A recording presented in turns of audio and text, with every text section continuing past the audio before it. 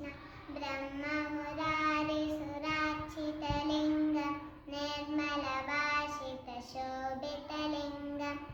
जन्मजदुःखविनाशनलिङ्गं तत्प्रणमामि सदा शिवलिङ्गम् देवमुनिप्रभरार्चितलिङ्गं कामदहनकरुणाकरलिङ्गं रावणदर्पविनाशनलिङ्गं तत्प्रणमामि सदा शिवलिङ्गम् सर्वसुगन्धसुलेपितलिङ्गं बुद्धिविवर्धनकारणलिङ्गं सिद्धसुरासुरवन्दितलिङ्गं तत्प्रणमामि सदा शिवलिङ्गम्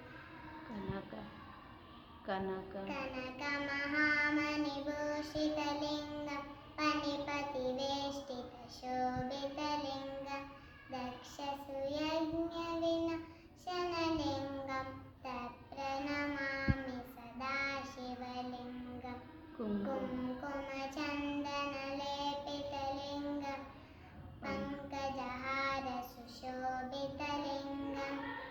सञ्चितपापविनाशनलिङ्गं तत्प्रणमामि सदा शिवलिङ्गम् देवगणा